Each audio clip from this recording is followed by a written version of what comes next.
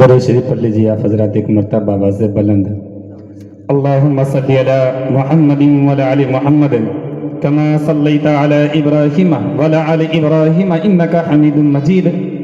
اللهم بارك على محمد وعلى آل محمد كما باركت على إبراهيم وعلى آل إبراهيم إنك حميد مجيد.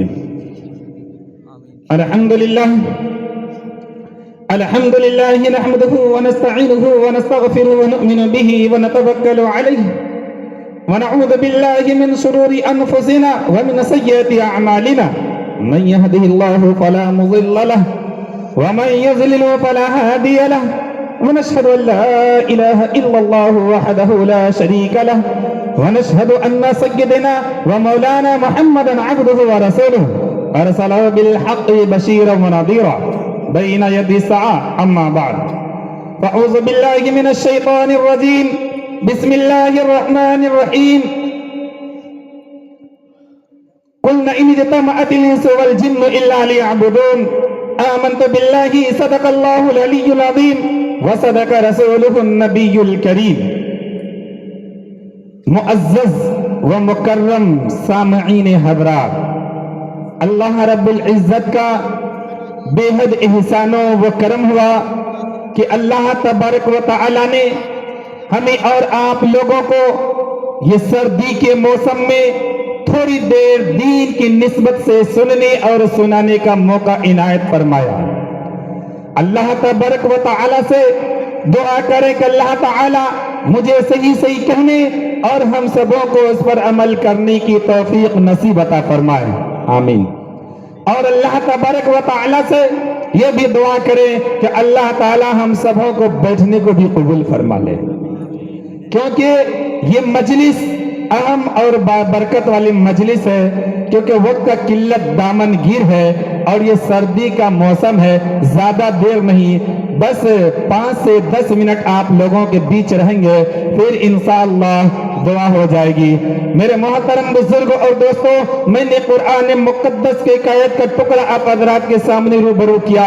اللہ تبارک و تعالی فرماتے ہیں قل ان اجتمعت الانس والجن الا ليعبدون، کہ اللہ تعالیٰ کہتے ہیں کہ ہم جناتوں کو اور انسانوں کو ہم اپنی عبادت کے لیے پیدا کیا ہے، نہ کہ کسی غیر اللہ کے لیے ہم نے پیدا کیا، نہ کہ کسی کو مشکل کشا میرے علاوہ سمجھنے والوں کے لیے ہم نے پیدا کیا. میرے محترم بزرگوں اور دوستوں، اللہ تبارک و تعالی ہمیں اور آپ لوگوں کو پیدا کیا اپنی ہی عبادت کے لیے. قرآن کے اندر اللہ تبارک و تعالی ارشاد فرماتے ہیں جب انسان اللہ کی نعمتوں کو جھٹلانا شروع کرتے ہیں تو ایک جگہ نہیں، جب ہم سورہ رحمان کو کھولتے ہیں تو اللہ تبارک و تعالی اس میں 31 جگہ فرماتے ہیں فَبِأَيِّ آلَاءِ رَبِّكُمَا تُكَذِّبَانِ، کہ تم خدا کی کون کون سی نعمتوں کو جھٹلاؤ گے، کتنی نعمتوں کو جھٹلاؤ گے. ایک دو جگہ نہیں بلکہ 31 مرتبہ اللہ نے اس آیت کریمہ کو نازل کیا سورہ رحمان کے اندر. تو میرے محترم بزرگ اور دوستوں، ضرورت اس بات کا ہے، یہ رات جو گزرا ہے، جو پوری رات ہم لوگوں نے اس رات میں جاگ کر کے اللہ کی عبادت کی ہے، بد نصیبی کہہ لیجئے اس معتبر رات میں بھی 7 طرح کے لوگوں کو اللہ مغفرت نہیں کیے ہوں گے. اور آنے والا مہینہ رمضان المبارک کا مہینہ جو شب قدر کی رات ہے، 21 23 25 27 29 شب قدر کی رات ہے، اس رات میں بھی اللہ مغفرت نہیں کرتے 7 طرح کے لوگوں کو. سارے لوگوں کو اللہ خطا معاف کر دیتے ہیں، لیکن 7 طرح کے لوگوں کو بد نصیبی کہہ لیجئے کہ بد اعمالی کی وجہ سے اللہ اس کو مغفرت نہیں کرتے ہیں. پہلا وہ شخص ہے جو اپنی والدین کی نافرمانی کرتے ہیں، جو ماں باپ کو تکلیف دیتے ہیں. دوسرا وہ شخص ہے جو شراب کی عادی ہے، اللہ تعالیٰ اس کو بھی معاف نہیں کرتا ہے. تیسرا کینہ رکھنے والا، دل کے اندر کینہ بھر لیا، اب کو باتوں پہ بغاوت ہو گئی، آپس میں جھگڑا ہو گیا، اب اس سے ہم کینہ رکھ لیے، اب ہم اس سے بات چیت بند کر دیے، بائیکاٹ کر دیے. مذہب اسلام کے اندر ایسی تعلیمات نہیں ہے. میرے نبی فرماتے ہیں کہ 3 दिन से زائد غصہ کرنا حرام ہے. 3 दिन سے زائد غصہ کرنا حرام ہے. تو میرے محترم بزرگ دوستو، تیسرا وہ شخص جو کینہ رکھتا ہے اللہ اس کو بھی مغفرت نہیں کرے کیے ہوں گے اور آنے والے شب قدر کی رات بھی مغفرت نہ فرمائیں گے. چوتھا وہ شخص جو ٹخنوں سے نیچے پائجامہ پہنتا ہو، ارتہبن یعنی لنگی جینس پہننے والوں کو اللہ معاف نہیں کرتے. پانچواں وہ شخص جو رشتہ داری کو توڑنے والا ہو، کہتے ہیں کہ ہم کو اس سے کوئی مطلب نہیں ہے، چلے جائے رشتہ داری بھار میں چلا جائے، ہم کو اس سے کوئی مطلب نہیں. ایسے رشتہ داری توڑنے والوں کو بھی اللہ مغفرت نہیں کرتے.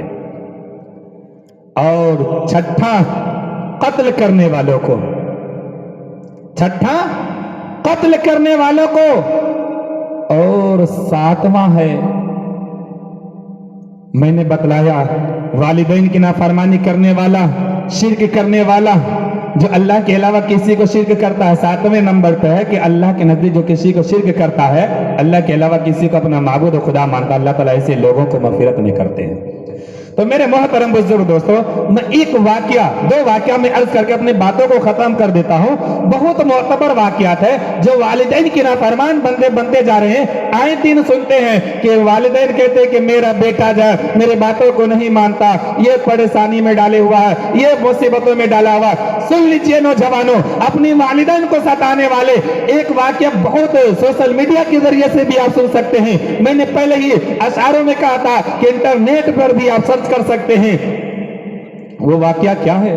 ایک رابعہ خاتون ہے.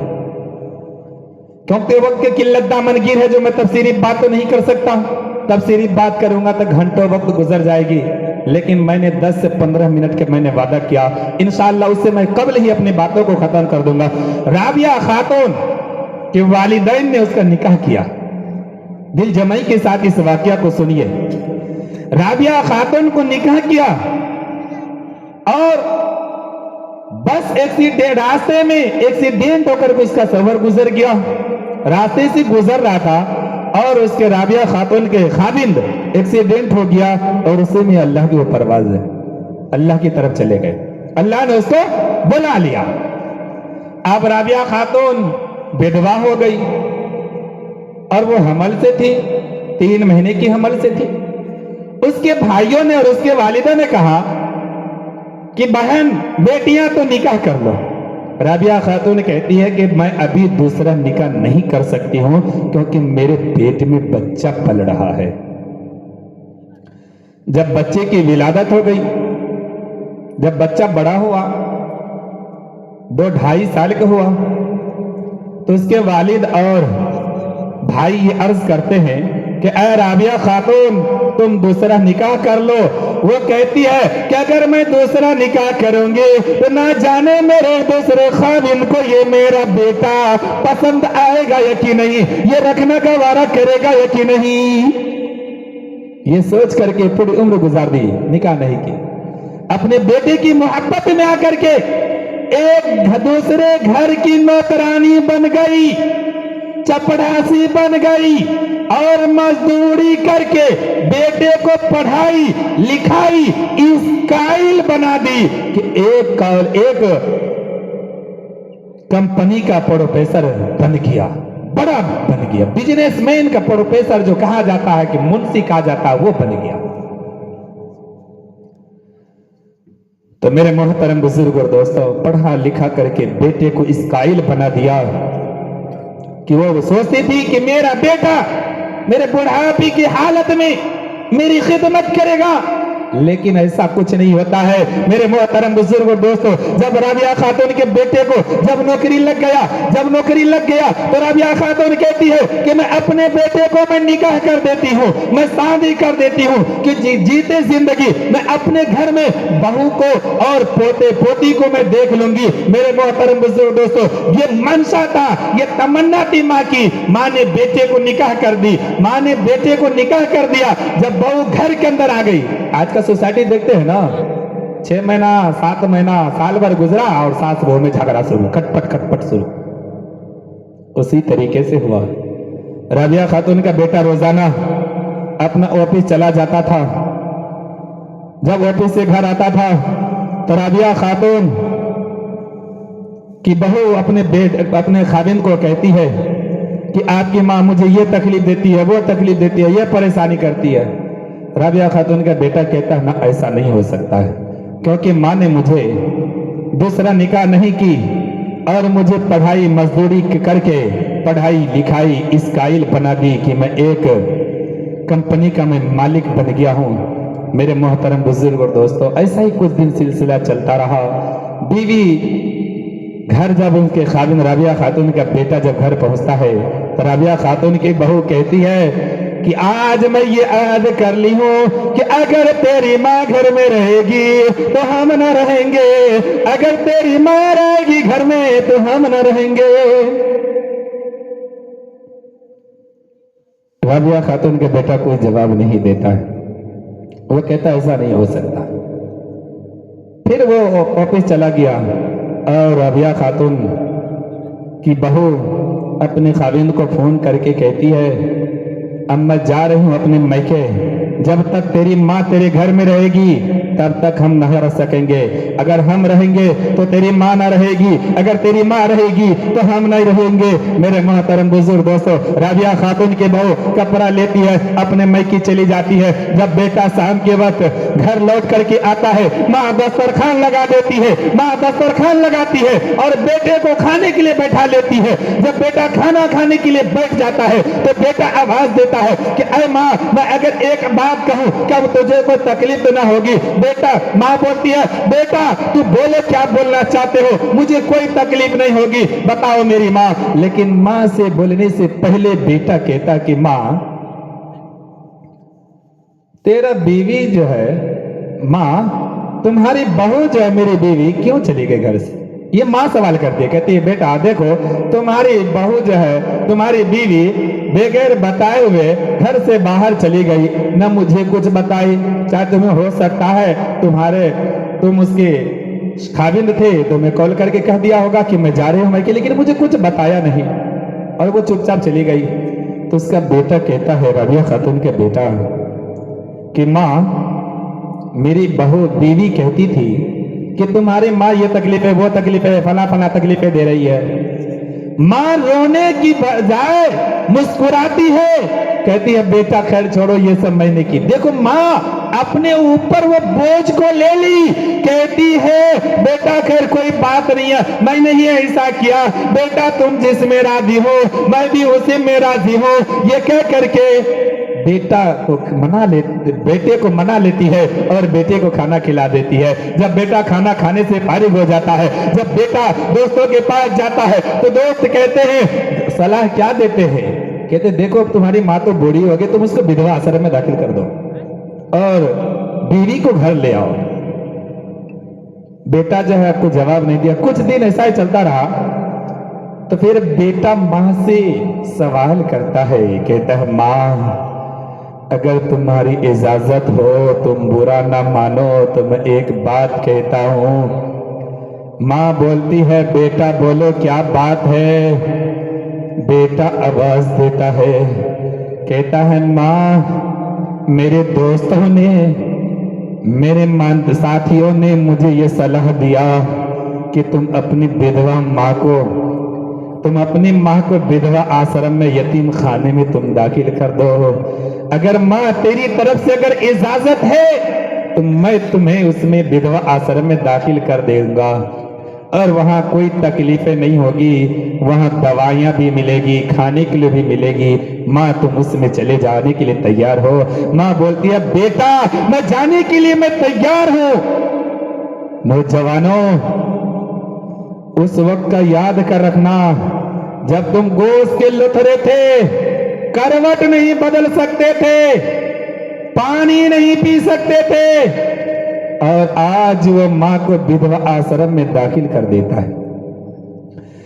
जब बेटा ने माँ को विधवा आश्रम में दाखिल कर दिया, जब कॉलेज से जब बेटा जब कंपनी से छुटकारा पाता तो माँ से रोजाना मुलाकात करने जाया करता था, फिर हफ्तों में मुलाकात करने जाया करता था, फिर महीनों में जाया करता था।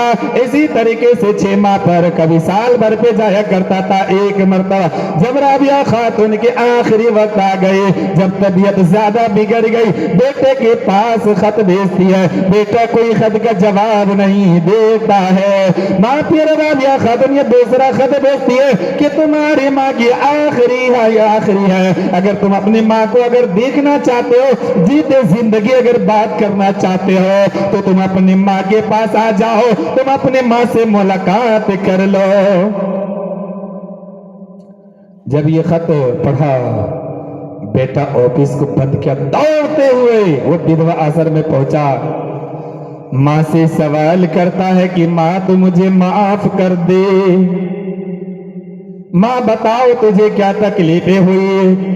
माँ कहती है बेटा तो एक बात का मेरा नसीहत रख ले, इस जगह पंखे लगा देना, क्योंकि गर्मी की शिद्दत से मैं मर रही हूँ।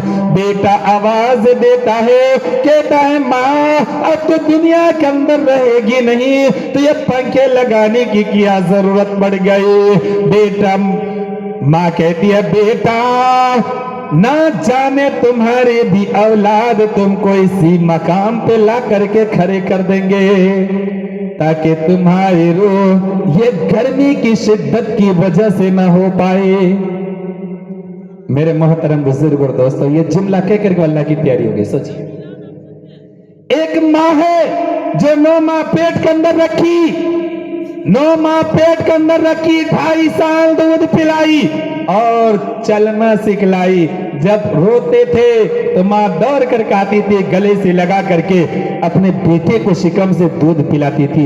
एक मुख्तसर सा वाक्या है मेरे नौजवानों, मेरे वाजिजाने वतन, इस वाक्या को याद कर लेना। मैंने देखा अभी यहाँ का भी मंजर कि माँ के नाफरमान बन जाते हैं, लेकिन जो होम मिनिस्टर बीवी जो कहती है उसके बातों पे चलना शुरू कर देते हैं। और माँ कहती है कि बेटा जरा सा ये काम कर लो, अगर बेटा जो है कुछ रकम जो है माँ को छुपा करके अगर दे देता है, तो माँ बीवी कहती है आप उसको काहे दिए, काहे दिए, हम कहे थे देने के लिए, उसको मत दीजिए, बुढ़वा बुढ़िया जाने अपना, आप मत दीजिए। नौजवानों, माँ से बगावत करने वालों, ये आखिरी वाकया है, 2 लाइन का वाकया है। हजरत मूसा कलीमुल्लाह के बारे में आप लोगों ने सुना होगा और बहुत सी रिवायतें कुरान मुकद्दस के अंदर भी जिक्र है। मूसा अलैहिस्सलाम एक ऐसे पावरफुल नबी गुजरे, मेरे नबी फरमाते हैं कि एक नबी ऐसा गुजरा जो अल्लाह से डायरेक्ट बात करते थे। तो वो कौन सा नबी थे? तो हजरत मूसा कलीमुल्लाह, जो अल्लाह से डायरेक्ट बात करते हैं उसे मूसा कलीमुल्लाह कहा जाता है। मेरे मोहतरम बुजुर्ग और दोस्तों, हजरत मूसा कलीमुल्लाह जब सफर कर रहे थे, नौजवानों अगर ईमान जिंदा होगा, माँ से सच्ची मोहब्बतें होगी तो आंसू गिर पड़ेंगे और माँ से माफी मांग लेना और माँ को राजी कर लेना तो अल्लाह भी राजी हो जाएंगे। चाहे मिलाद में लाखों रुपया खर्च कर दो, माँ नाराज हो जाएगी तो अल्लाह भी नाराज है। खाना काबा में सर पटक पटक करके मर जाओ, फिर भी अल्लाह माफ नहीं करेगा, फिर भी अल्लाह माफ नहीं करने वाला है। तो मेरे मोहतरम बुजुर्ग और दोस्तों, मूसा अलैहिस्सलाम सफर पे जा रहे थे और थक गए और कहते हैं अल्लाह मुझे कोई सवारी का इंतजाम कर दे, मेरे मौला कुछ सवारी का इंतजाम कर दे।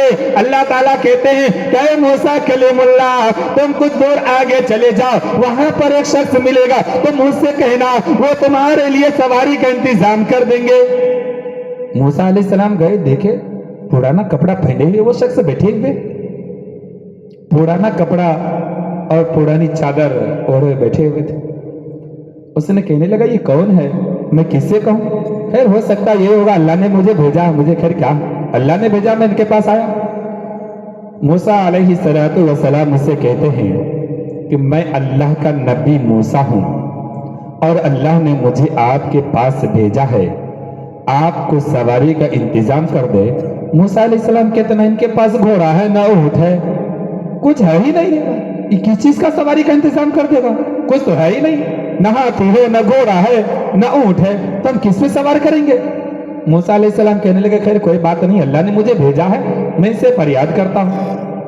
कुछ इंतजाम तो देखा नहीं मूसा अलैहिस्सलाम। मूसा अलैहिस्सलाम कहते हैं कि मुझे कुछ सवारी का इंतजाम कर दो। वो शख्स बादलों की तरफ इशारा किया और बादल का एक टुकड़ा आया और मूसा अलैहिस्सलाम उस पर सैर किए और सवारी किए। मूसा अलैहिस्सलाम अल्लाह से फरियाद करते हैं, कहते हैं मेरे मौला, ऐ मेरे अल्लाह, क्या ये नबी है, क्या ये वली है, क्या ये रसूल है, या कोई बुजुर्ग है जो इसने इशारा किया बादलों की तरफ और ये बादल का एक टुकड़ा आया और मैंने इस पर सवार किया। अल्लाह ताला कहते हैं कि ऐ मूसा कलीमुल्लाह, ना ये कोई नबी नहीं है, ना ये कोई वली है, ना ये कोई बुजुर्ग नहीं है, बस सिर्फ इसकी माँ ने मुझसे ये दुआ की थी, कहती है अल्लाह मैं अपने बेटे से राजी हूं, ऐ अल्लाह तू भी राजी हो जा। ए अल्लाह मैं अपने बेटे से राजी हूं, ए अल्लाह तू भी राजी हो जा। ये बादल का टुकड़ा क्या, अगर ये आसमानों की तरफ ये इशारा कर देगा तो मैं आसमान को इसके तरफ में लाके रख दूंगा। मेरे नौजवानों, मेरी अजीज साथियों, माँ को दिल कभी मत दुखाना।